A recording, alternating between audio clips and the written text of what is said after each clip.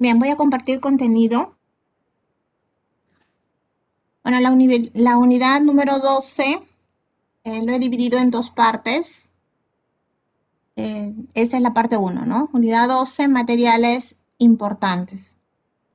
Materiales lo usamos en todo, de manera indistinta en nosotros, lo que acá aparece como actividades humanas, pero también en las actividades económicas. ¿Qué materiales usamos?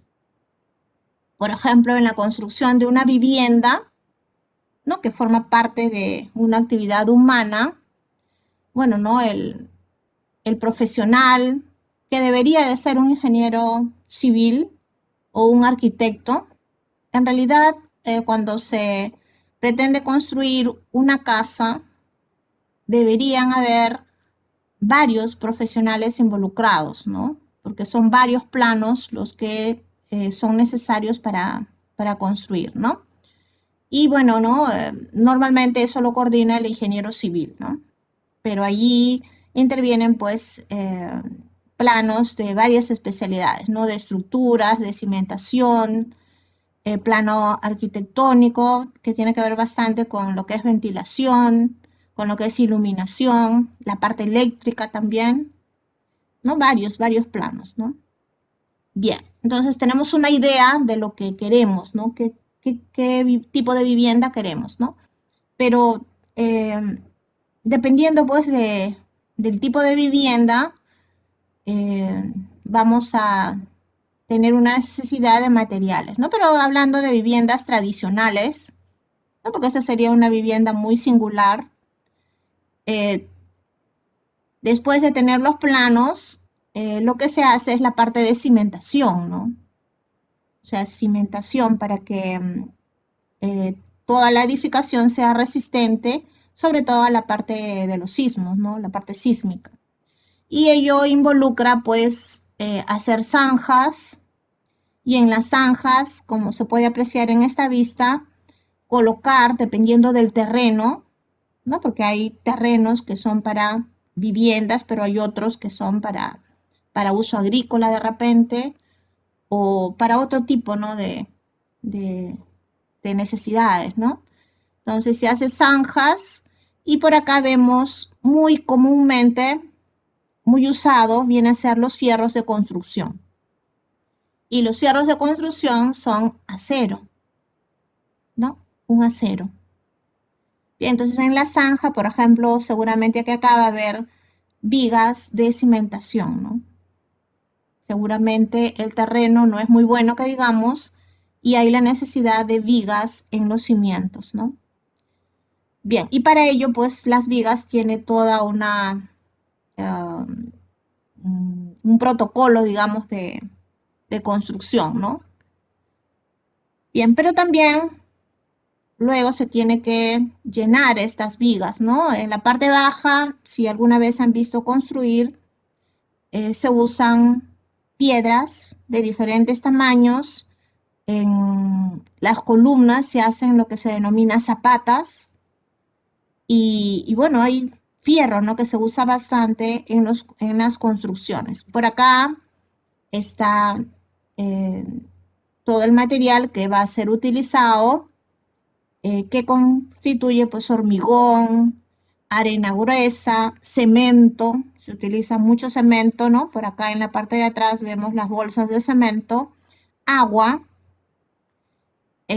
tenemos una carretilla, pero por acá hay un bombo que seguramente debe de ser usado para que la mezcla sea mucho más uniforme, ¿no? Es importante ello también, ¿no? Que el mezclado de todos estos materiales usados lo sea, ¿no? Y a través de las carretillas es que ya se hace pues el vaciado en las zanjas, ¿no?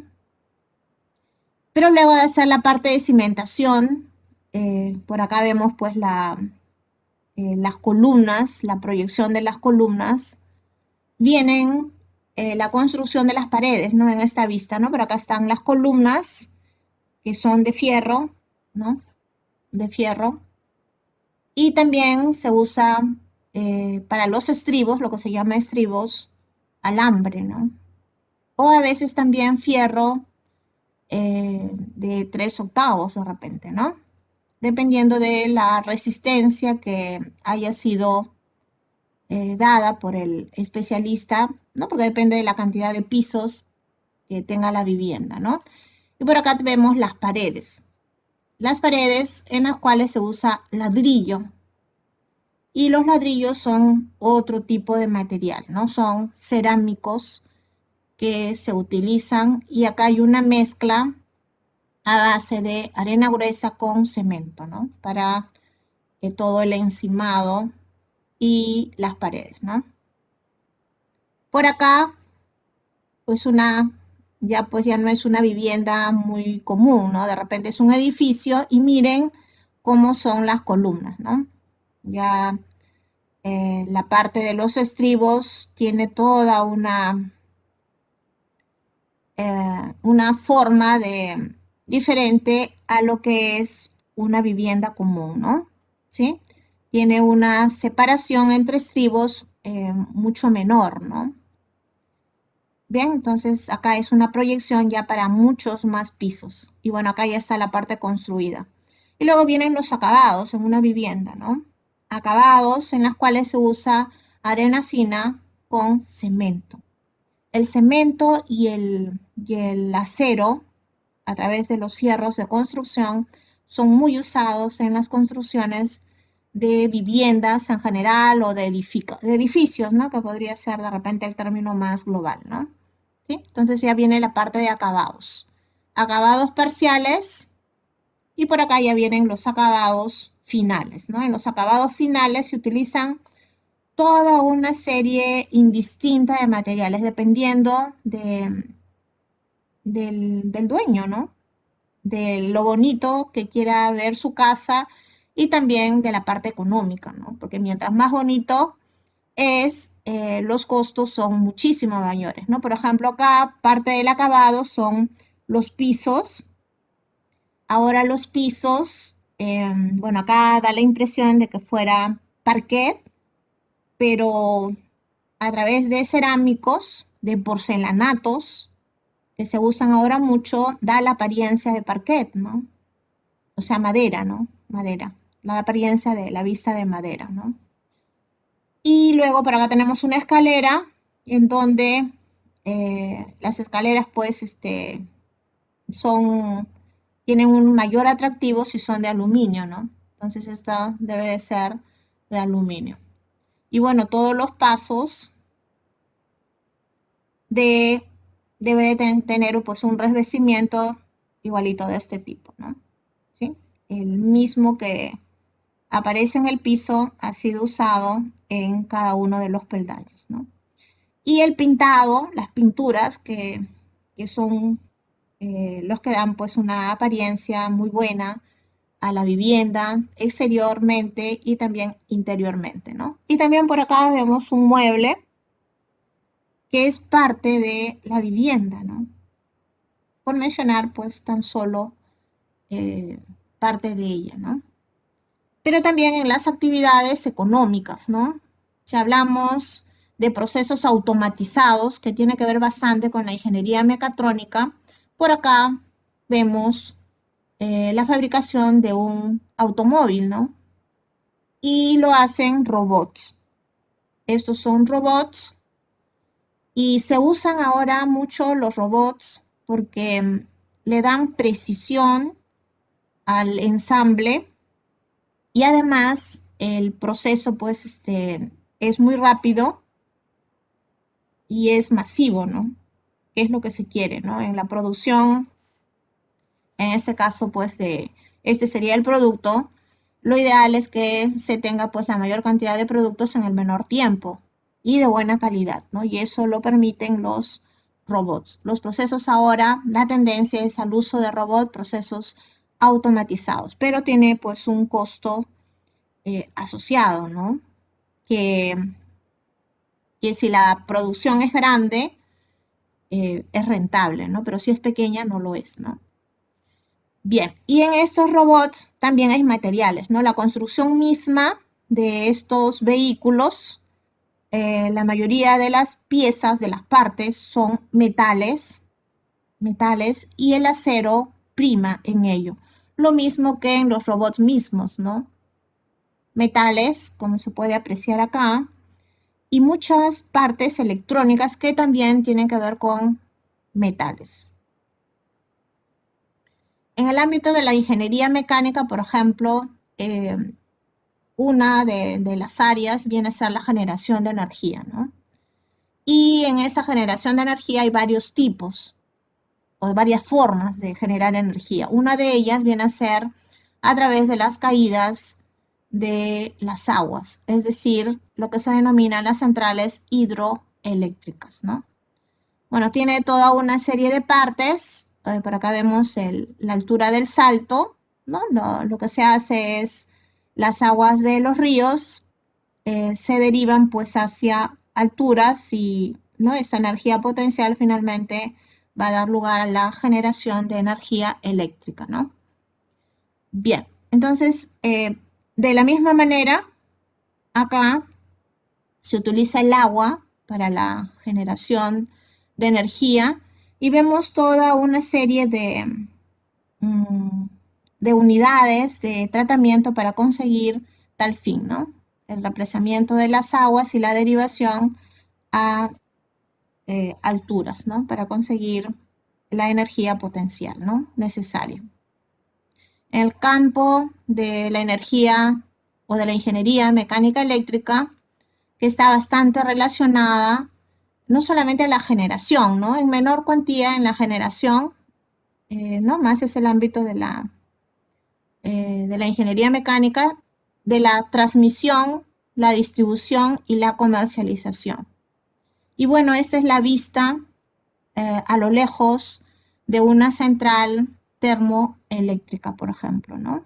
O térmica también se llama, ¿no? Y los postes que son para la distribución de la energía, ¿no? Y cables que se utilizan para ese fin. Entonces acá de la misma manera hay muchos materiales que están relacionados, ¿no? O sea, los materiales de diferentes tipos. Acá prácticamente los metales son unos pocos los utilizados, sino es una combinación de varios de ellos y de otros materiales también. El nombre genérico por eso es materiales. En la ingeniería naval, el diseño y la construcción de embarcaciones podría ser una de las actividades asociadas a este ámbito, a esta carrera profesional. Y acá también, ¿no? No solamente es el diseño mismo, sino la selección de los materiales, ¿no? Acá se utiliza el acero naval, que es un acero especial, ya que las aguas del mar son muy corrosivas, ¿no? Acero especial, pinturas anticorrosivas, protección catódica, entre otros, ¿no? Entre otras formas que involucran pues parte del diseño, ¿no? En el ámbito de la ingeniería civil, de la misma manera, miren todas estas construcciones que a veces pues nos maravillamos de ella, ¿no? Y bueno, hay de la misma manera materiales involucrados. Acá, por ejemplo, vemos toda una estructura en donde ha sido pues usado cemento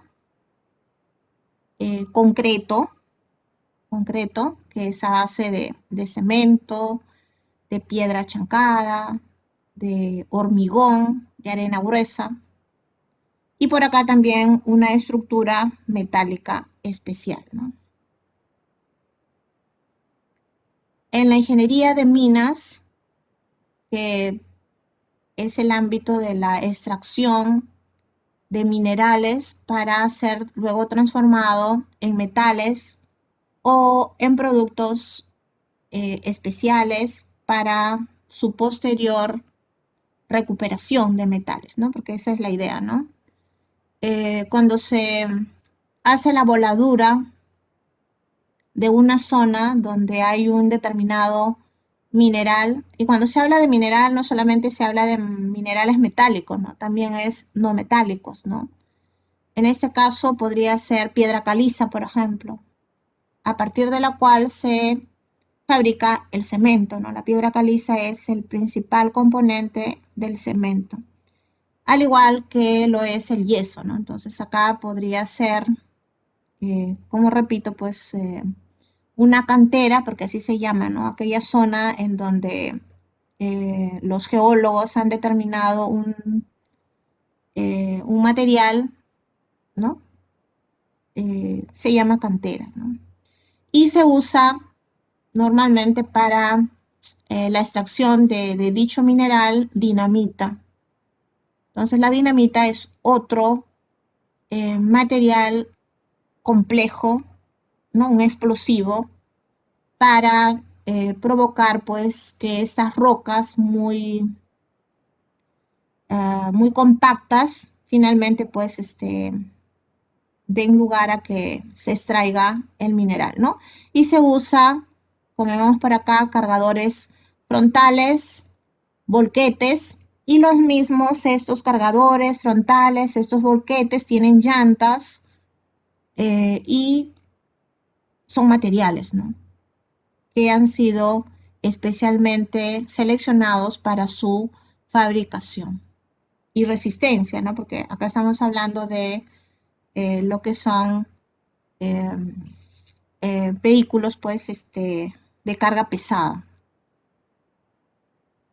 En la ingeniería aeronáutica, la construcción de aviones, bueno, en este caso es una avioneta, lo mismo, ¿no?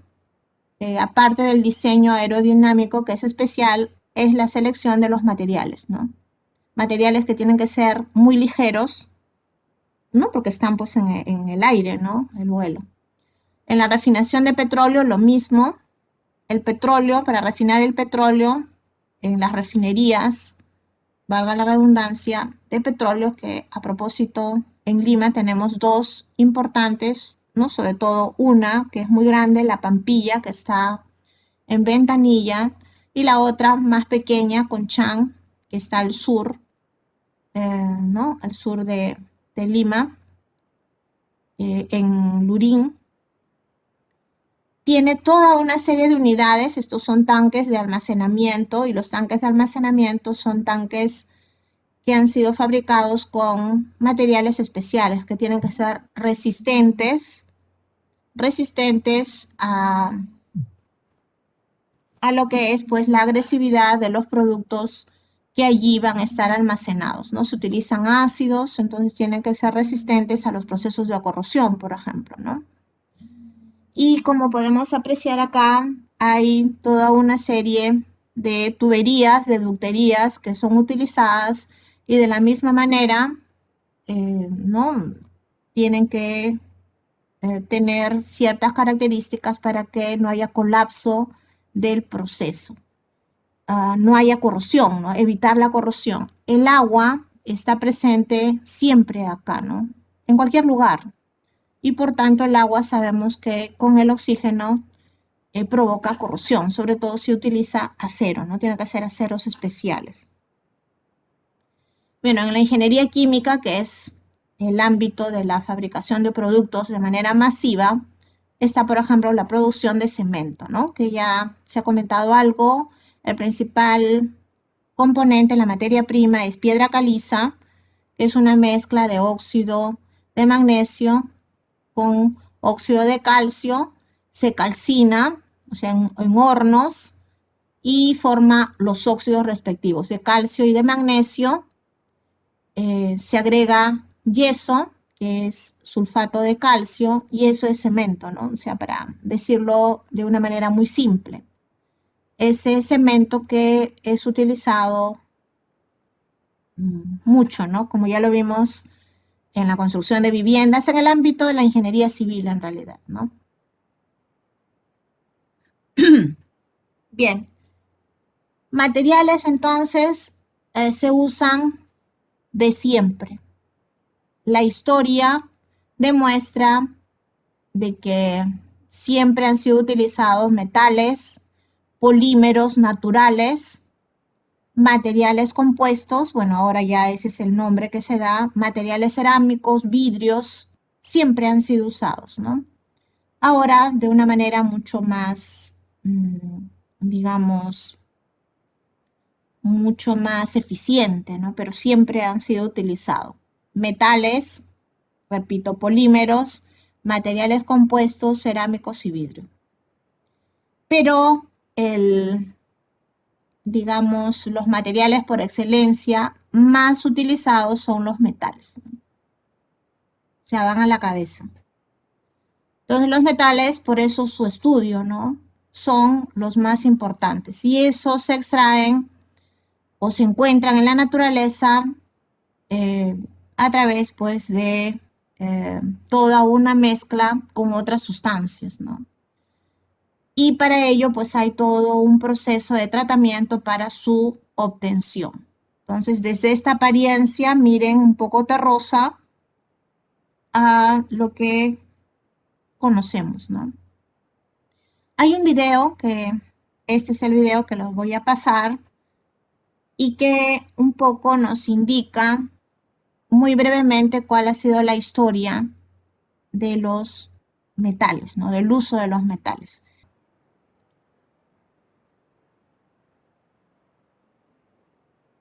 ¿Qué son los metales y cuáles son sus aplicaciones? La mayoría de los elementos que se encuentran en la naturaleza y están clasificados en la tabla periódica son metales. A su vez, la mayor parte de los metales usados en el diseño de productos son aleaciones metálicas que se pueden definir como la unión de elementos metálicos con otros elementos metálicos o no metálicos. Esa unión se da cuando se calientan los metales en un recipiente resistente al calor y los átomos que lo conforman se separan con la alta temperatura, con el fin de que unos átomos entren en el espacio de otros y se conforme la aleación. Recordemos que los metales están compuestos por átomos a nivel microestructural. Si revisamos la historia, la edad del cobre comienza en el momento en el que se le descubre en la naturaleza sin alear, en forma de minerales combinados con el oxígeno. De ahí su color azulado o verdoso en las rocas, en el suelo o en afloramientos. Este cobre mezclado con la roca se le conoce con el nombre de menas. En el pasado, el hombre descubrió que el cobre tenía la propiedad de deformarse fácilmente al calentarlo y golpearlo con una almadana. Esto permitió que se usara para la fabricación de objetos útiles. Sin embargo, el cobre no era muy resistente y se deseaba un metal de mayor resistencia. En este sentido, el descubrimiento del bronce fue revolucionario. El bronce es una aleación de cobre y estaño, que era más fácil de trabajar que el cobre puro y era más resistente mecánicamente. Esto posibilitó la fabricación de espadas y hachas, lo que marcó la edad del bronce. Otro material metálico de amplio uso por el hombre fue el hierro hace 2500 años y se usó ampliamente hasta la Revolución Industrial. El hierro suplantó al bronce por su gran abundancia en la corteza terrestre y porque al calentarlo se convertía en una masa esponjosa que luego al enfriarse se podía deformar. El primer hierro que se usó fue el que provenía del espacio, el de los meteoritos, evento que no olvidaron los cómics en el siglo XX al traernos al mítico hombre de acero desde el espacio mismo. Ya lo trajeron aleado. El hierro se convirtió en el metal de construcción más importante durante 2 milenios y su trabajo se hacía en la herrería al transformarlo por medio de calor e impacto. Nuevamente aparecerá una aleación que va a sustituir al hierro como sucedió con el bronce y es el acero. Este fenómeno se da en la Revolución Industrial. El acero es más fuerte y flexible que el hierro y se usaba para hacer espadas y escudos. El descubrimiento lo hizo un señor de apellido Bessemer con el fin de construir un cañón para la guerra de Crimea que fuera más resistente y reemplazara los de hierro fundido. Nuevamente, la necesidad de un arma más poderosa genera una aleación metálica que revolucionaría la industria. El acero se fabrica fundiendo el mineral rico en hierro y reduciendo su cantidad de carbono al inyectarle oxígeno en un oxiconvertidor para que de una parte de este se disuelva en el hierro. Es aquí donde se forma el acero. Y el resto se escapa en forma de gas. El acero se vacía en forma de tochos, elementos prismáticos, para transformarlo en perfiles, varillas, alambre o placas para la industria y el diseño. Esta materia prima posibilitó la construcción de vías de ferrocarril, herramientas para el agro, rascacielos, puentes y barcos de gran tamaño. Y obviamente, el automóvil que luego encontraría otro material metálico para su mejor desempeño. Después del acero se descubría el aluminio y sus aleaciones y otros materiales metálicos como el titanio, el magnesio o el níquel, que cambió la industria. Un mundo sin metales es inimaginable. Empieza tu día. Los alambres del colchón en que duermes son de acero al carbón. El grifo que abres en el lavamanos es de una aleación de aluminio. La cuchara con la que revuelves el café es de acero inoxidable. Te montas en un automóvil de acero y llegas al trabajo y el pasamanos de la escalera es de aluminio. Trabajas frente a un Mac de aluminio que le llega la corriente eléctrica por un alambre de cobre y funciona gracias a la combinación de más de 20 elementos metálicos. Te desplazas hasta tu casa en una bicicleta de tubos de acero y cocinas tu cena en una olla de aluminio. Los metales están por doquier. Según la Agencia de Espacio Europeo, estamos frente a la nueva era de los metales. Aleaciones resistentes al calor para sistemas espaciales y nucleares. Materiales termoeléctricos que convierten el desperdicio de calor en energía, metales biocompatibles para implantes y sistemas magnéticos de alta resistencia. ¿Quieres saber qué propiedades tienen los materiales metálicos o aleaciones y cómo puedes alterar las propiedades para que cumplan con tus requerimientos de diseño?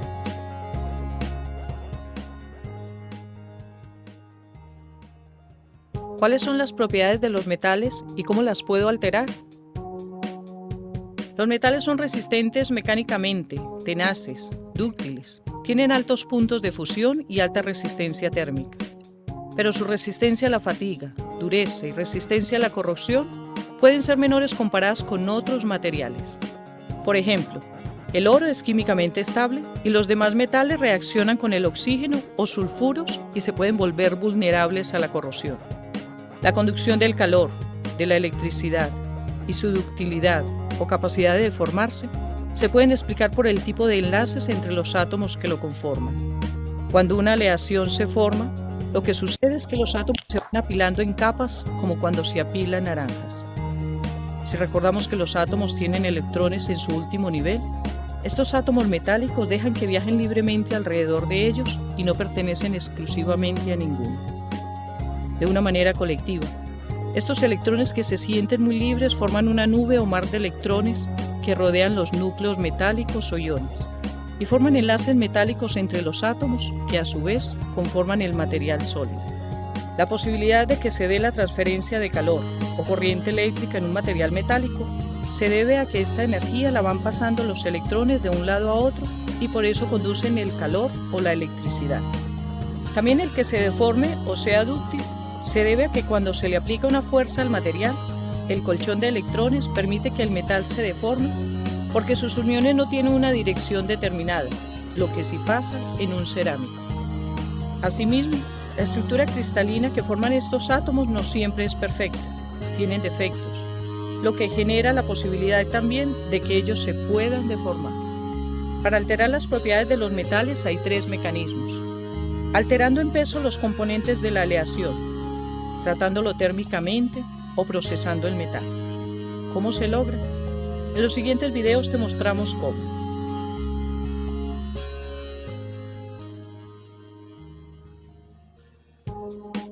Alterar la composición en peso de los componentes de la aleación y trabajando con la temperatura.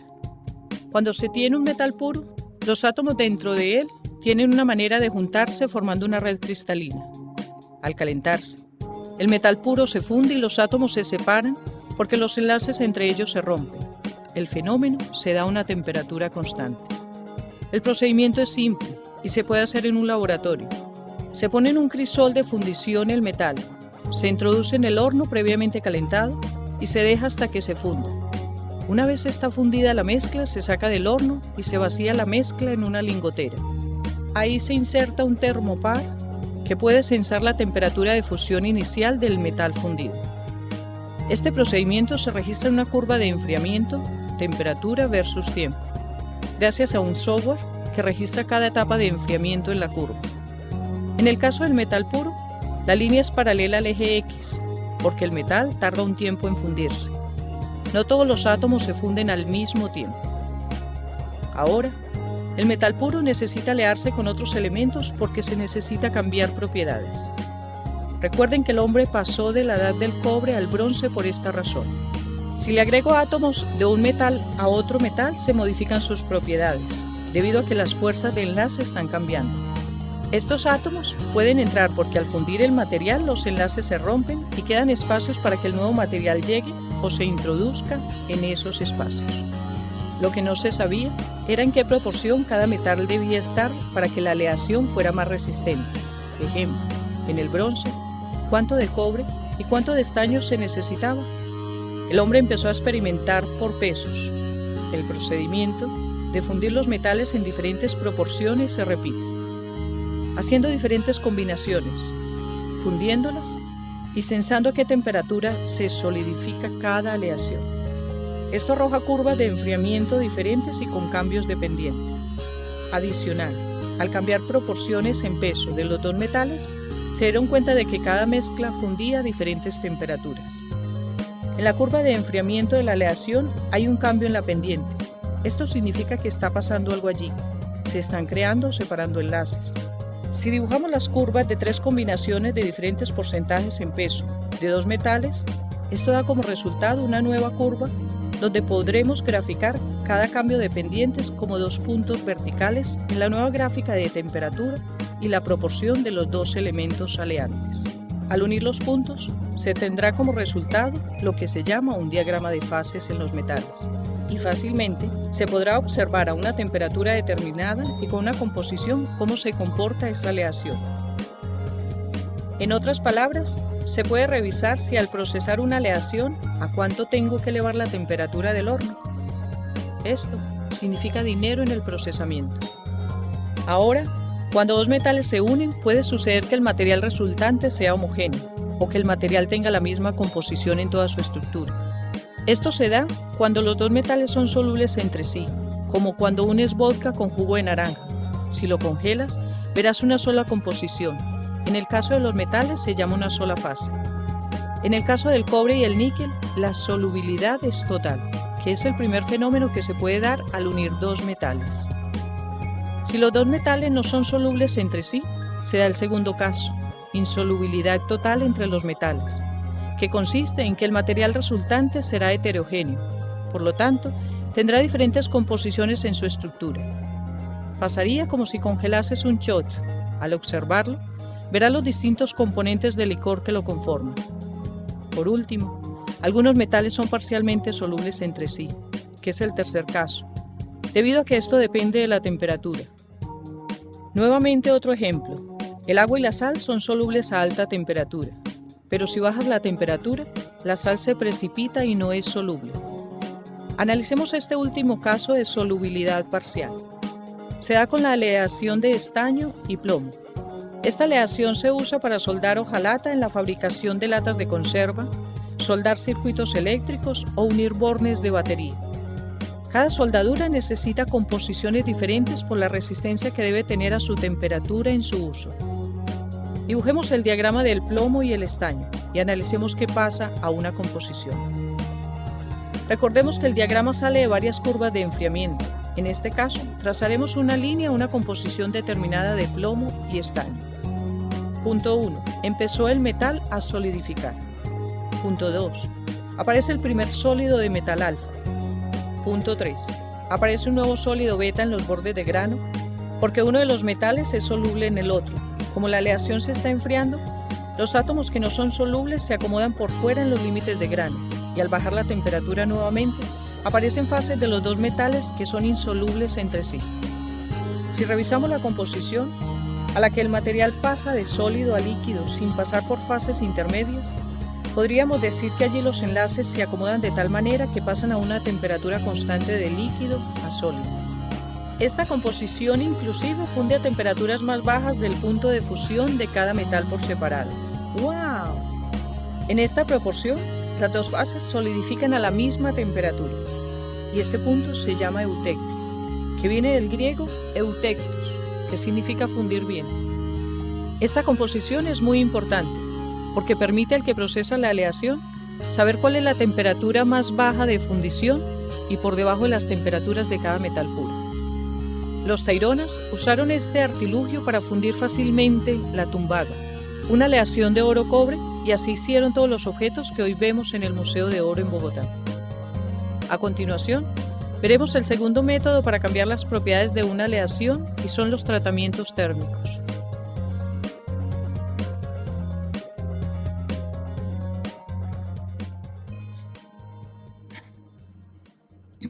Los tratamientos térmicos son recursos que tiene el ingeniero para cambiar las propiedades de una aleación y mejorarla. Vamos a ilustrar con varios ejemplos. Un diseñador necesita mejorar la resistencia de una aleación metálica. Se pueden dar dos casos: que todavía se esté procesando la materia prima y se necesite mejorar la resistencia de un perfil, barra, etc. O que necesite mejorar la resistencia de un producto ya fabricado. ¿Qué se puede hacer? El cliente le entrega el material a la persona que va a hacer el tratamiento térmico y le da sus requerimientos. Caso 1. El cliente necesita mejorar dureza del material. Se hace lo siguiente. Se calienta el material. La temperatura es en función del tamaño de la pieza y su geometría, así como el tipo de material a tratar. Se sostiene la temperatura hasta que se forme una fase dura dentro del material, llamada martensita, y se enfría rápidamente en agua. ¿Qué le sucedió a la aleación? Se endureció. Esto es lo que se llama un temple. Así se endurecían las espadas de los samuráis. Y así fue como Hattori Hanzo le hizo la espada a Beatriz Kido para su venganza en la película de Kill Bill. El temple se puede hacer en aceite o salmuera. La velocidad de enfriamiento cambia. Por lo tanto, también la microestructura de la aleación y en consecuencia sus propiedades. Caso 2. Si el cliente lo que quiere es que la pieza sea menos dura y tenaz, se puede calentar la pieza, sostener la temperatura y luego enfriar lentamente para homogeneizar el tamaño de grano. Esto se logra dejando la pieza dentro del horno apagado. Este tratamiento recibe el nombre de recocido. Caso 3. Si el cliente tiene un material que ha pasado por procesos de fundición, forja o laminación y quiere aliviar defectos internos en el material y aumentar su tenacidad, debe calentar el material hasta una temperatura determinada y dejar enfriar al aire libre, haciendo lo que se llama un normalizado. El normalizado se hace algunas veces para preparar los metales para el temple. Caso 4.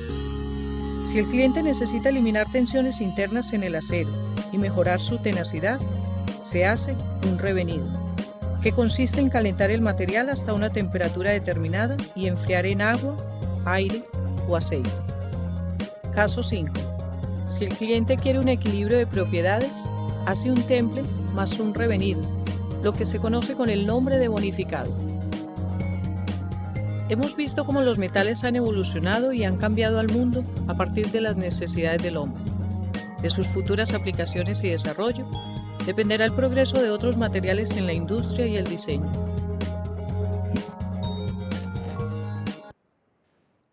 Bueno, un video un poquito largo, pero que nos ha ilustrado acerca de cómo es que los materiales metálicos han sido siempre importantes en la vida del hombre, ¿no? Bueno, vamos a continuar. Entonces, los materiales metálicos poseen enlaces metálicos, obviamente, y ya sabemos que hay dos modelos. Uno que viene a ser el mar de electrones, que es el más simple, y el otro que viene a ser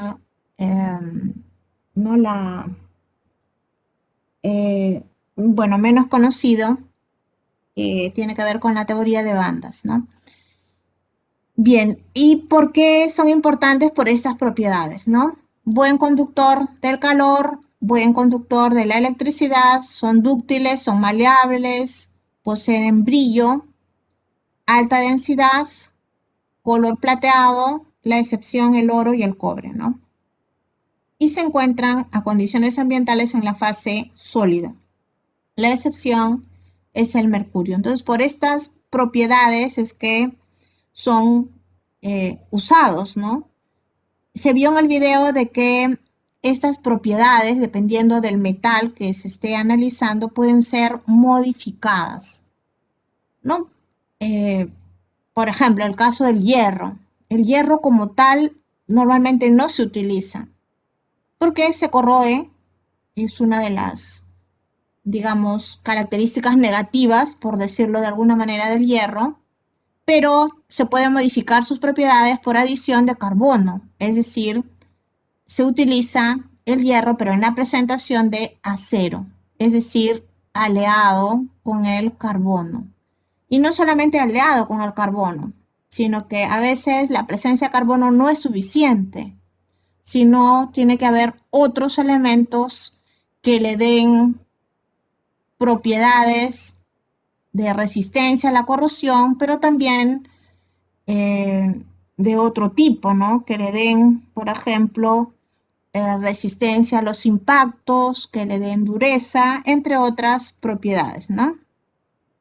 Bien, entonces, y bueno, por otro lado, también el video mencionó que las propiedades pueden ser modificadas por tratamientos térmicos, pero bueno, eso es la parte física, ya lo van a ver ustedes de manera más detallada en el siguiente curso, que es de la ciencia de los materiales, ¿no?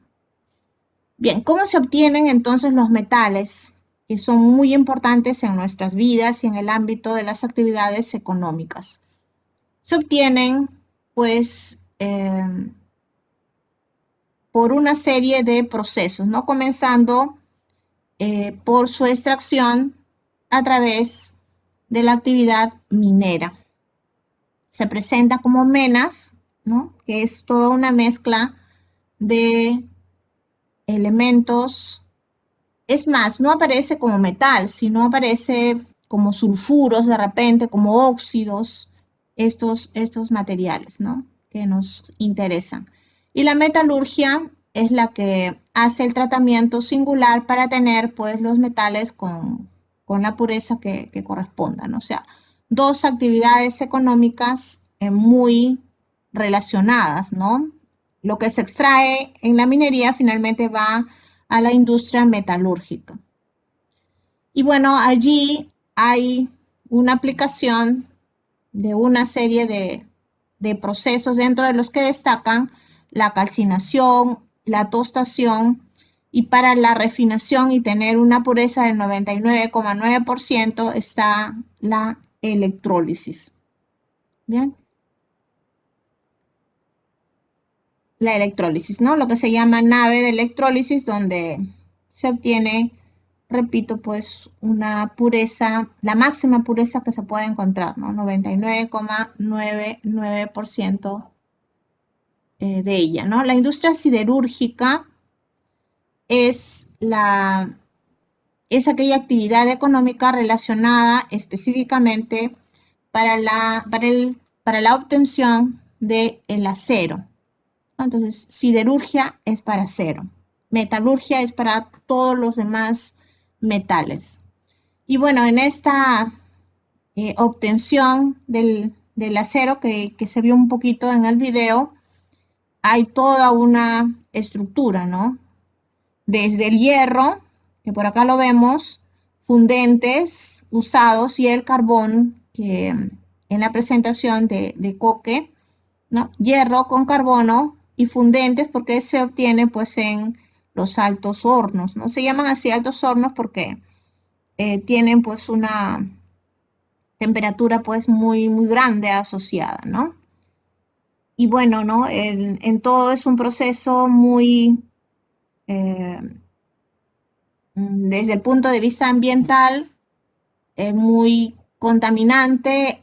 Para trabajar en una siderurgia hay que tener toda una protección, que la hay, ¿no? Hay una normatividad también que se asocia a este tipo de actividad. No se usa hierro al 100%, ¿no? Como mineral, sino se utiliza chatarra, es decir, el acero reciclado, ¿no? Una parte es acero reciclado y la otra parte es hierro, ¿no? Entonces hay, como digo por acá, toda una serie de unidades de tratamiento para finalmente pues conseguir el acero, ¿no? Hay una clasificación de metales y esta es, ¿no? En metales ferrosos y metales no ferrosos. Y por otro lado, en ámbito aparte, dentro de los metales no ferrosos, que son aquellos que no contienen hierro, están los metales preciosos, ¿no? Bien, entonces los metales ferrosos porque contienen hierro.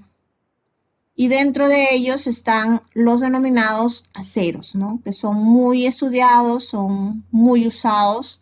Se llama acero cuando el contenido de carbono, ¿no? Porque es una solución, hierro con carbono, donde el carbono ocupa los lugares intersticiales del hierro. La concentración de carbono debe de ser menor al 2% en masa para que se llame acero. Si no, se llama hierro fundido simplemente, ¿no? ¿Sí? Entonces hay un límite de la solubilidad del carbono para que se llame acero, ¿no? En alguna bibliografía este valor es un poco menor, 1,76%, ¿no? Pero vamos a, mejor para redondearlo, referirnos a este valor, ¿no? Como aparece acá. Bien, entonces materiales ferrosos contienen hierro y el acero tiene un contenido, repito, de carbono menor al 2% en masa de carbono. O sea, es hierro con carbono. Y luego tenemos los hierros fundidos cuando el contenido de carbono es mayor al valor, ¿no? De 2% en masa. Y después tenemos los no ferrosos, o sea, aquellos que no contienen hierro. Y dentro de ellos están los preciosos, ¿no? Y dentro de los preciosos, bueno, ya lo sabemos, que es el oro, la plata, el platino, por mencionar los más comunes. Por acá está lo mismo con algunos detalles. Dentro de los ferrosos, bueno, ya se mencionó los aceros y los hierros fundidos. Y de los no ferrosos, los que destacan son el aluminio, sus aleaciones, el cobre, sus aleaciones, el zinc, sus aleaciones, el magnesio, el níquel y sus aleaciones, ¿no? Para mencionar también los más usados o los más comunes. Y dentro de los preciosos que tienen una característica de ser muy estables en la naturaleza, o sea, no se corroen, por ejemplo, que es una propiedad que destaca en ellos, el oro, la plata, el platino, el paladio, el rodio, ¿sí? Son considerados materiales preciosos y de alto costo, ¿no? Ventajas, bueno, ya se ha visto, ¿no? Dentro de las propiedades, que tienen muy buenas propiedades mecánicas, son abundantes, relativamente abundantes en la naturaleza, se pueden reciclar, se pueden reutilizar, tienen propiedades ¿no? especiales dependiendo del análisis que se haga cada metal, propiedades eléctricas, magnéticas que también son aprovechadas, se pueden endurecer o se pueden ablandar, ¿no? Después inclusive de tener piezas acabadas, y los procesos de fabricación son muy adaptables a los cambios, ¿no? que se pueden dar. Bien, entonces aleación se puede definir como una sustancia metálica compuesta, o un material metálico sería en realidad, ¿no? Compuesto por dos o más elementos, donde uno de ellos es un metal, ¿no? Obviamente, ¿no? Bien, entonces, muchos de los llamados aliantes, si estamos analizando, por ejemplo, el hierro, el aliante para formar la aleación sería el carbono, ¿no? Dice, se añade intencionalmente átomos extraños. O sea, el carbono se adiciona intencionalmente al hierro para formar acero porque se pretende cambiar las propiedades del hierro, ¿no? Precisamente para tener características específicas, deseadas, ¿no? Y bueno, el disolvente, entonces, como siempre, es aquel que se encuentra en mayor cantidad, ¿no? Porque estamos hablando de una solución. Y soluto es el que se encuentra en menor cantidad. Para el caso del acero, el disolvente sería el hierro y el soluto sería el carbono, ¿no? Bien, entonces, si queremos formar aleaciones desde el punto de vista de obtención, de producción, hay dos formas, ¿no? Dos formas generales, que dependiendo de la naturaleza del disolvente, ¿no? Porque el soluto sería el aliante, puede darse de manera intersticial, por ocupación intersticial o por ocupación sustitucional, ¿no? O sea, el aliante estaría reemplazando a partículas del disolvente, ¿no? Bien, y bueno, cuando se genera una segunda fase ya nos estaría hablando pues de aleaciones, ¿no? O sea, ya no sería una solución, ya estaría en exceso el aliante, ¿no? Bien, ¿cómo se forma una solución por sustitución? Bien, bueno, su nombre lo dice, ¿no? Los átomos del soluto van a sustituir a átomos del solvente, uno a uno. En general, átomos podría ser reemplazado por otra palabra, ¿no? Que es partículas, ¿no? Entonces, las partículas pueden ser átomos, pueden ser moléculas o pueden ser iones, ¿no? Como lo vamos a ver a continuación, ¿no? Pero digamos que lo más común es átomos, ¿no? Dice, los átomos del soluto pueden ser ligeramente mayor, o sea, se refiere a tamaño, ¿no? O menor a las partículas del solvente o a los átomos del solvente. Y en estos casos de ser mucho mayor, sobre todo, que las partículas del solvente, puede dar como consecuencia que haya algunas distorsiones bueno, a manera microscópica, ¿no? En el caso de ser soluciones o que el solvente sea un sólido cristalino, en donde ya lo habíamos comentado en la unidad número 6, que estos sólidos cristalinos tienen un ordenamiento de sus partículas presentando formas geométricas definidas, puede ser que esa forma geométrica pues ya no exista, ¿no? Y que se cambie a sólidos amorfos, ¿no? Pero ya sería el caso extremo.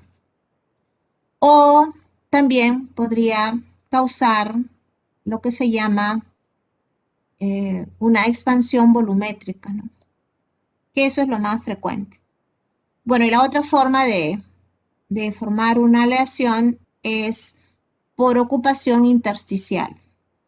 Es decir, el soluto, que es aquel que se encuentra en menor cantidad que el solvente, va a ocupar los espacios vacíos de la red. Y esos espacios, al ocupar los espacios vacíos, se le llama ocupación intersticial, intersticios de la red. Como dice acá, espacios entre átomos del solvente, ¿no? El solvente define la red. En este caso de formación de aleaciones solamente vamos a estudiar los sólidos cristalinos nada más, ¿no? Bien, y lo ideal es que el solvente tenga gran cantidad de espacios vacíos para que pueda albergar partículas extrañas, ¿no?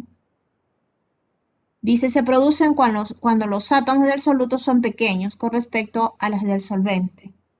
También, ¿no? Que sería el caso. Los vacíos de la red son ocupados por el soluto. Pero lo mejor es cuando el solvente tiene un factor de acomodamiento bajo, ¿no? Por ejemplo, el cúbico simple, si recordamos, su factor de acomodamiento es 0,52. Es decir, 52% del cubo, el cúbico simple es un cubo, la forma geométrica está ocupado por las partículas, pero el 48% está vacío. Entonces, en ese vacío es que se puede albergar los átomos del soluto. Y si son pequeños, mejor todavía, ¿no? Bueno, es una vista para ilustrar cuando se forma una solución sólida por sustitución, ¿no? En este caso, sería cobre con níquel. Hay dos tipos de esferas, ¿no?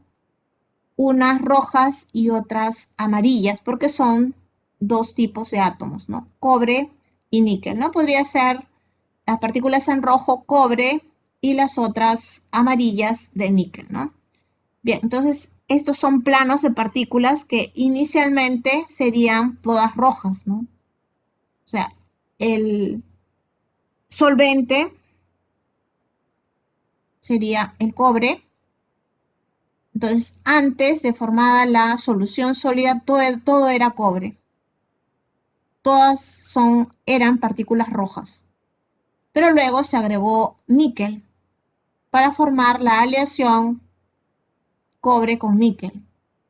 Entonces, el níquel lo que va a hacer es reemplazar a las partículas de cobre, ¿no? Antes acá había cobre, ahora hay níquel, lo mismo que acá, acá, acá, acá y acá. ¿Sí? Bien.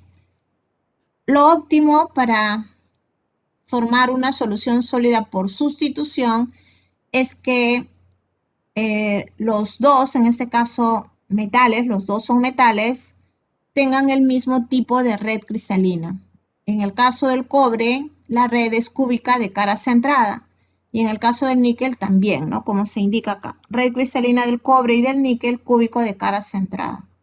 Y además también que el tamaño de las partículas, lo ideal es que sean muy parecidas, ¿no? El radio atómico del cobre es 1,28 Armstrong y del níquel 1,24 Armstrong.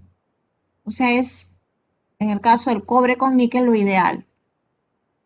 En el video también se mencionó esto, de que para esta aleación de cobre con níquel, por estas características, repito, de tener el mismo tipo de red, ambos, y tamaños parecidos, la solubilidad es total.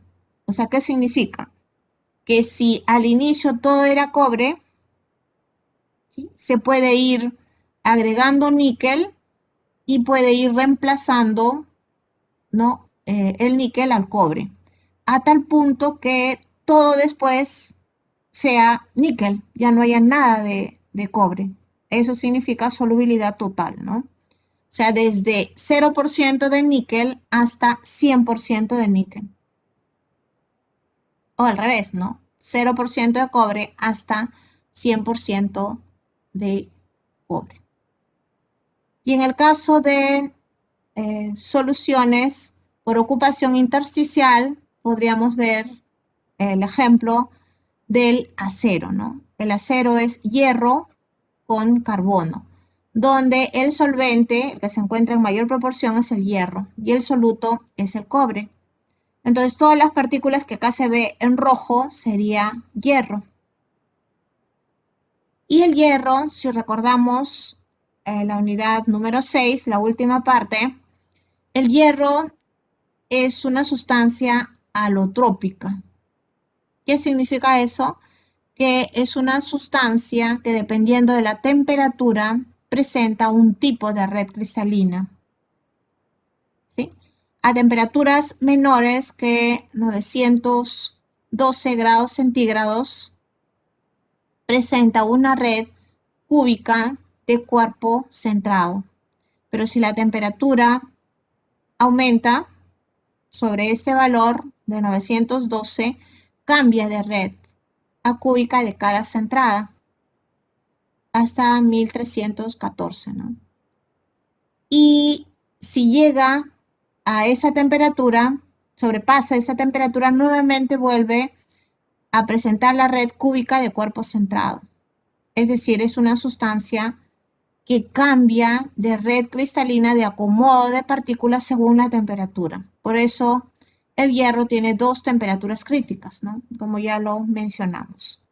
Bien, entonces, digamos que la red fuera cúbica de cuerpo centrado. Pero lo mismo sería para cúbica de cara centrada. Ese sería el ordenamiento de las partículas. Las partículas en rojo sería hierro. Y esas partículas amarillas sería carbono. Para que se llame acero, recordando la cantidad de carbono, ¿no? Al formarse la solución, tiene que tener una concentración menor al 2% en masa. O sea, pequeña cantidad de carbono. Y esa pequeña cantidad de carbono va a ocupar los vacíos de la red. Estos son los vacíos de la red. Y los vacíos de la red se dan en mayor cantidad o menor cantidad dependiendo del acomodo de las partículas, ¿no? En ese caso es cúbico de cuerpo centrado. Si recordamos esa distribución, un cubo, en los vértices del cubo hay partículas como también en el centro del cubo. Bien, entonces los vacíos, repito, de la red son ocupados por los átomos de carbono. Y vemos la diferencia de radios, ¿no? En el caso del tamaño, ¿no? Las partículas del hierro, el valor es 1,26 Armstrong y el carbono 0,91 Armstrong, es más pequeño, ¿no? Bien, algo que quisiera hacer notar acá, en el caso de soluciones por sustitución, si la red, entonces acá como lo hemos mencionado, del cobre y del níquel es cúbica de cara centrada, y analizáramos una celda unitaria, a ver si recordamos, ¿cuántas partículas hay por celda unitaria cúbica de cara centrada? Hay 4, ¿verdad? En la cúbica de cara centrada, o centrada en las caras, hay partículas en los vértices del cubo y en cada uno de los centros de la cara del cubo. Si está la partícula en los vértices, pertenece a la celda unitaria 1/8. Y si está en las caras, 1/2. Entonces, si hacemos el conteo, sería 1/8 de partícula por vértice por 8 vértices, una partícula, más media partícula que pertenece a la celda por 6 caras, serían 3 más, en total 4. Entonces, en ese tipo, para hacer ya cálculos relacionadas a soluciones por sustitución, hay que tener en cuenta que antes de formar la solución, antes, digamos, ¿no? Para el ejemplo que di, todo es cobre, ¿sí? ¿Cuántas partículas hay por celda unitaria? 4. Pero cuando se le agrega níquel, como es por sustitución, después de formada la solución, también hay 4, porque es por sustitución. La cantidad de partículas no cambia, ¿sí? Solamente que después de formada la solución, el número de partículas de cobre más el número de partículas de níquel es 4. En cambio, antes de formada la solución, todo era cobre, ¿sí? En cambio, cuando la solución es por ocupación intersticial, es diferente, ¿no? Si la red del hierro es cúbica de cuerpo centrado, el número de partículas antes de formada la solución por celda unitaria sería 2, ¿verdad? Cúbica de cuerpo centrado. 1/8 de partícula por vértice, por 8 vértices sería 1, y una partícula que está al 100% en el centro del cubo, ¿no? Porque es cúbico de cuerpo centrado. Sería una más, en total 2. Antes de formada la solución, todo es hierro. 2 partículas por celda unitaria. Pero después que se forma la solución, las partículas de carbono van a los vacíos de la red, es decir, se suma. Después de formada la solución, sería por celda unitaria más de 2 partículas. 2, se conserva el valor de 2 para el hierro y se suma las partículas del carbono. Entonces, ¿qué permanece constante? La del hierro. antes y después de formada la solución hay la misma cantidad de partículas de hierro. ¿Sí? Bueno, es lo que quería hacer notar, ¿no? Bien, por otro lado, entonces, tenemos las aleaciones ferrosas, entonces, para ratificar, son aquellas, ¿no?, que tienen hierro y carbono, es decir, aceros. Y dentro de los aceros tenemos lo de bajo carbono, los aceros aleados, ¿no?, los aceros inoxidables y los hierros fundidos, ¿no?, que ya lo habíamos comentado. Bien, entonces estos materiales son ampliamente utilizados en todo el mundo. Por acá hay algunos detalles. En el caso del hierro dulce, o sea, hierro puro, se llama hierro dulce. Su composición es esta, ¿no? 99,9% hasta 99,99% de pureza, ¿no? Ya saben que 100% no hay, ¿no? Y acá hay algunas características para este hierro, que es poco usado en realidad, ¿no? Dice, tiene pocas aplicaciones industriales y resulta muy difícil de obtener. También se llama hierro forjado, porque es muy dúctil y maleable. Se emplea, ¿no?, en trabajos de forja para construir electroimanes y transformadores eléctricos. Ese es su, digamos, ámbito de aplicación. Pero más son utilizados los aceros, ¿no? Los aceros que tienen un mínimo de contenido de carbono, que es 0,03%. Acá hay otro valor que les había comentado antes. En alguna literatura habla de 1,76% en masa como valor tope, pero vamos a redondearlo a 2%, ¿no? O sea, entre 0,03% en masa de carbono hasta 2% en masa, como límite para que se llame acero, porque después se llama hierro, ¿no? Hierro fundido, ¿no?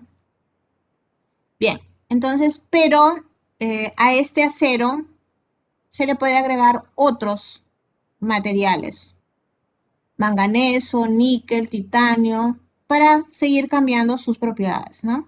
Entonces hay los aceros comunes, en donde solamente hay hierro y carbono, que acá hay algunas características, ¿no? Dice, son muy fáciles de soldar, son poco resistentes a la corrosión, se corroen en otras palabras, se emplean en estructuras, en clavos, por eso los clavos aparecen oxidados, en tornillos, en herramientas, pero tenemos la alternativa de los aceros aleados. Aleados porque hay la presencia de otros elementos químicos que le dan otras características, como es el caso del níquel y el cromo. Estos dos son metales importantes que les cambian las propiedades del acero común, ¿no? Y esta es una de ellas, ¿no? Muy resistentes a la corrosión. Los materiales no pueden fallar cuando forman parte, sobre todo, de un proceso productivo. Y fallar es que no deben de corroerse, ¿no? Son resistentes al desgaste, a las altas temperaturas. Se emplean para fabricar instrumentos y piezas especiales, por ejemplo, ¿no? Y dentro de la clasificación de los aceros, bueno, ¿no?, tenemos por contenido de carbono y por contenido de aleantes. Contenido de carbono se habla de aceros de bajo carbono. Este sería, bueno, acá hay otro, ¿no? Vimos 0,3, ahora es 0,25, según la literatura. Medio carbono y alto carbono. Sí, hasta el tope, que sería 2% en masa, ¿no? Según los aliantes, sería el carbono simple, o sea, sin aliantes, o sea, solamente hierro-carbono, ¿no?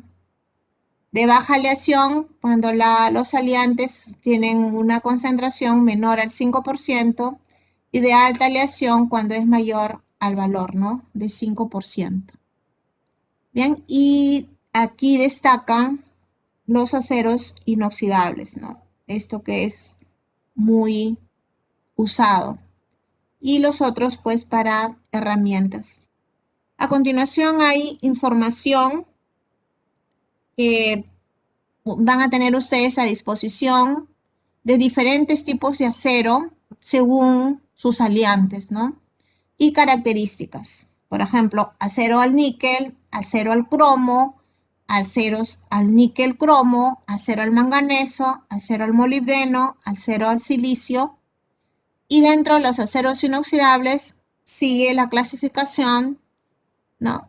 De acuerdo a grupos, composición, ¿no? Ya hemos visto que se puede cambiar y seguir cambiando las propiedades dependiendo pues del cambio de la composición, ¿no?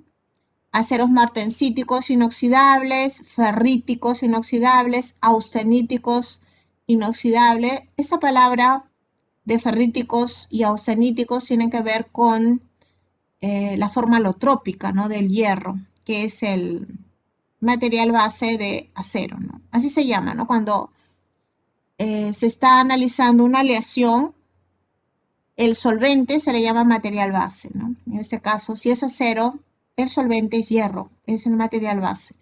Ferrítico y austenítico, ¿no? Ferrítico, cúbico de cuerpo centrado, austenítico, cúbico de cara centrado.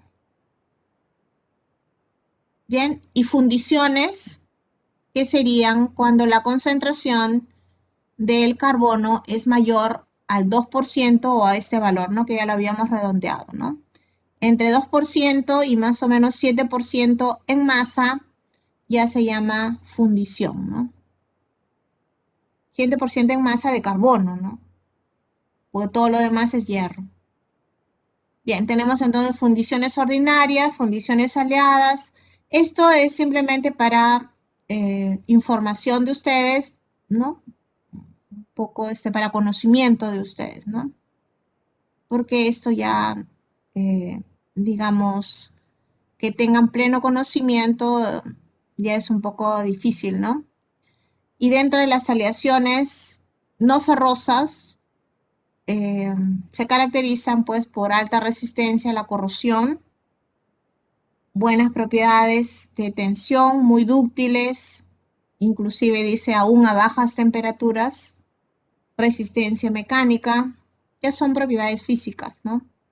Y dentro de esos materiales no ferrosos, que ya lo hemos visto, destacan el zinc, el cobre, ¿no? El magnesio. Y hay una clasificación de estos materiales no ferrosos según su uso, ¿no? Materiales pesados, materiales ligeros y materiales ultra ligeros. Y bueno, acá hay algunas características pesados porque tienen una densidad mayor o igual a ese valor, 5 kilos por decímetro cúbico. Y dentro de ellos está el cobre, el plomo, el zinc, el estaño, el níquel, el mercurio, entre otros, ¿no? Ligeros, entre 2 y 5, como el aluminio y el titanio, y el ultra ligeros, el magnesio, ¿no? Que es muy utilizado en la industria, ¿no? El magnesio es muy, muy ligero, su densidad es pequeña, ¿no? Bien, en esta clasificación entonces tenemos al cobre, que es muy estudiado. Por acá están los nombres de los minerales a partir del cual se puede tener el cobre, la cuprita, la calcopirita y la malaquita. Los nombres tienen que ver con el contenido de carbono, ¿no? de cobre. A partir del cobre se puede tener bronces y latones, que son las principales aleaciones, las más utilizadas, ¿no? Pero hay otras más, ¿no? Dependiendo de su composición química. Bronce es la aleación de cobre con estaño. Pero también podría ser un bronce al silicio, ¿no? Pero el nombre más común, bueno, cuando se habla de bronce, es esta aleación, cobre con estaño. Latones, cuando es una aleación de cobre con zinc.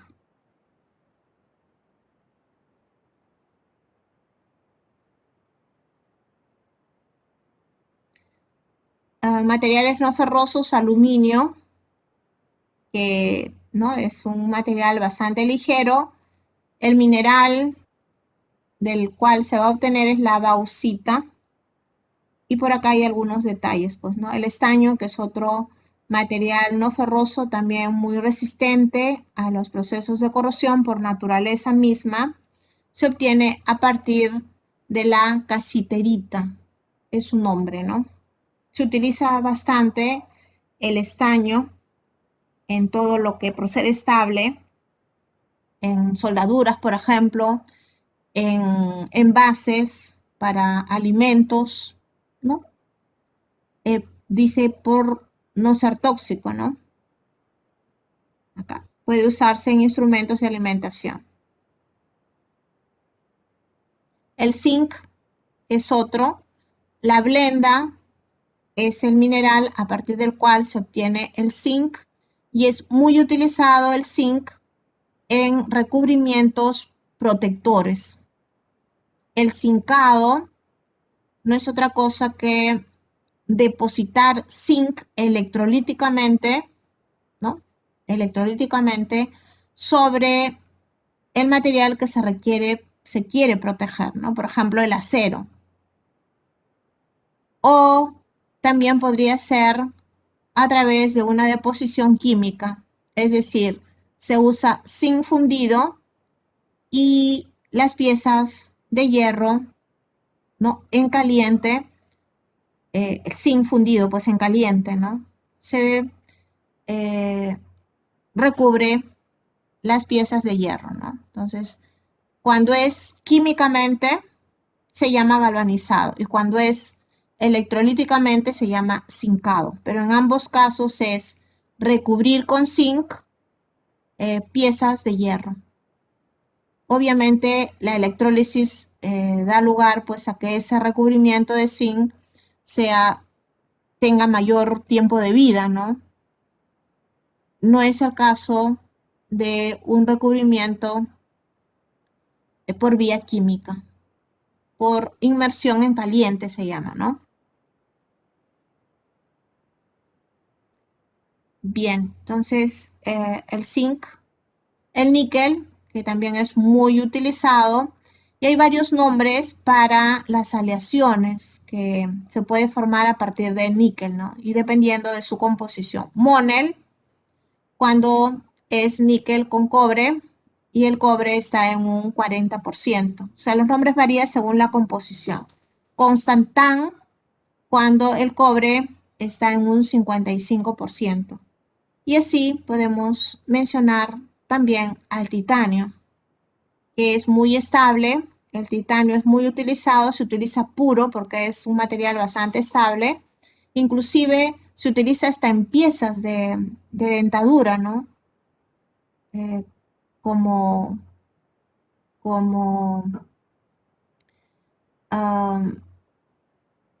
como tornillo, digamos, como un clavo que va a sostener a la prótesis, ¿no? También se tiene aleaciones con nombres propios y propiedades también que las identifican. Y las superaleaciones, se llama superaleaciones por el uso que dan, ¿no? Dice, tienen una alta resistencia mecánica a las altas temperaturas, resistentes a la corrosión, entre otras propiedades, ¿no? Y los nombres son diversos, como se puede apreciar acá, ¿no? Asteloy D, Asteloy A, Cromel A, Micron, el Inconel, en fin, o sea, es un mundo este ámbito de los materiales, ¿no? Bien, ya prácticamente son las 4 de la tarde, no alcanzó para ver este ejercicio, pero lo leemos al menos.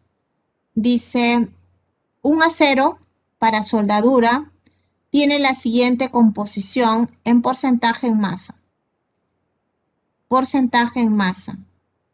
70,97 de hierro, 19% de cromo, 10% de níquel y 0,03% de carbono. En algunos otros ejercicios, a veces se obvia poner la cantidad de hierro. Porque si es acero, tiene que haber hierro. Y se pone solamente de acá para adelante, ¿no? O sea, se indica cuánto de cromo, cuánto de níquel, cuánto de carbono o cualquier otro aliante que esté presente en el acero. La diferencia respecto a 100 sería hierro. Y se tiene que indicar a su vez cómo es que se ha formado esta solución, que acá lo dice, ¿no? Los átomos de cromo y níquel han sustituido algunos átomos de hierro, mientras que los átomos de carbono ocupan lugares intersticiales. Esto que aparece en rojo no necesariamente tiene que decirse. ¿Por qué? Porque el acero es una aleación muy conocida y tan conocida que ustedes tienen que saber que los átomos de carbono ocupan los lugares intersticiales. Pero los demás aliantes sí le tienen que decir cómo es que se acomodan en el espacio tridimensional, como se indica acá, ¿no? Cromo y níquel han sustituido algunos átomos de hierro. Bien, dice la aleación formada presenta un empaquetamiento cúbico de cuerpo sintrado igual que el metal base hierro. Lo que les comentaba, el hierro, que es el solvente, el que se encuentra en mayor proporción, se le llama también metal base. Bien, entonces el hierro en este ejercicio nos está considerando que la red es cúbica de cuerpo centrado. Porque podría ser en lo otro, ¿no? Forma alotrópica, cúbica de cara centrada. Dice, considerando una expansión volumétrica del 1,8%, determine la densidad del acero en gramos por mililitro o gramos por centímetro cúbico. Bien, acá como ha habido la incorporación de cromo y de níquel, entonces ha dado lugar, ¿no? Que es por sustitución, o sea, el cromo y el níquel han reemplazado átomos de hierro. Entonces ha ocasionado una expansión volumétrica, además de que el carbono ocupa los lugares, ¿no? Intersticiales. Entonces, bueno, todo ello ha dado origen a que, digamos, una celda unitaria que tiene una dimensión, sus aristas, o sea, hablando de la red cúbica de cuerpo centrado, tiene una arista A de valor A, digamos, ¿no? El parámetro de red A, ahora pues es más grande que A, ¿no? ¿Sí? Porque ha habido una expansión volumétrica, ¿no? Bien, entonces piden determinar la densidad y dan datos de masa de los 4 elementos que forman la aleación y el radio del hierro. Bueno, lo vamos a ver entonces el día de mañana, este ejercicio, y hablar también de otros materiales más que se han mencionado en la primera parte de esta presentación, ¿no? En PPT. Bien, ¿algún comentario? Profesora, Sí, profesora, disculpe, quisiera hacerle una consulta, pero un poco aparte de este tema. sí, dime. Disculpe, nos dio unos ejercicios para hacer en la mañana. Yo soy del grupo de la sección F. Hay un Ya, ejercicio o sea, me genera un poco de duda. No sé si podría hacer la consulta. Mire, nos dice que en una solución acuosa hay dos sales, ¿no? O sea, una es sulfato de cobre y otra sulfato de zinc, ¿ya? Ambas se depositan en el cátodo, o sea, las dos, y en diferente peso, en diferente masa. Yo digo, si la ley de Faraday es para una sola, bueno, como está, ¿no? Definida es para una sola sustancia, para una sola sal, por así decirlo, ¿cómo se calcularía eso? O sea, ¿o qué consideraciones habría que hacer? Porque dos sales en la solución. ya. Pero si hay dos sales, sería la suma, pues, ¿no? Si te dicen bueno, porque ahorita no tengo en la mano el ejercicio, si te hablan de que yo supongo, no recuerdo la verdad, pero hazme recordar, ¿no? ¿Qué sales son? A ver, mire, la pregunta es así, mire, 2 horas ya que va a estar sometida al proceso, sulfato de cobre y sulfato de zinc, y supongo que ambas tienen la valencia +2, o el grado de oxidación más, perdón, y una se deposita 10 gramos y la otra 15 gramos, ¿no? Ah, ya, o sea, te dice que hay depósito. Sí, o sea, hay depósito en el cátodo de ambas, ¿no? Y en diferente, ¿no? Masa, ¿no? Una 10 gramos y otra 15 gramos, ¿no? Nos piden calcular la intensidad de corriente, pero como le digo, ¿no? O sea, ¿qué consideraciones podría haber? Porque si sumo ambas masas, ¿no? Serían 25 gramos en total, pero ¿cómo podría evaluar en la ley de Faraday? No, es que, a ver, tú tienes que manejarlo de manera independiente. Recuerda, la ley de Faraday es para cada sustancia. O sea, la ley de Faraday se aplica para cada sustancia, que se reduzca o que se oxide. Pero, profesora, si yo aplicaría para cada sustancia, me saldría una intensidad de corriente diferente para las dos. No, es que o sea, lo que tienes que hacer es, aplicas para cada sustancia, pero dándole eh, una eficiencia de corriente, en este caso catódica, pues, ¿no? O Ah, sea, ya, ya, ya. la eficiencia de corriente catódica para la... ¿qué sustancia es? Disculpa, sulfato Sulfato de, de de cobre y cobre sulfato y de zinc. sulfato de zinc, ¿no? Sí, Ya, sí, entonces en el cátodo se va a depositar cobre metálico y también zinc metálico, ¿sí? sí, sí, sí. Ya, entonces aplicas la ley de Faraday de manera independiente. O sea, la eficiencia de corriente, digamos, para el depósito de cobre va a ser un valor X, ¿sí? En tanto por uno, un valor X, ¿sí? Que se le aplica a la intensidad de corriente. Y en el caso del zinc sería 1 menos X, ¿no?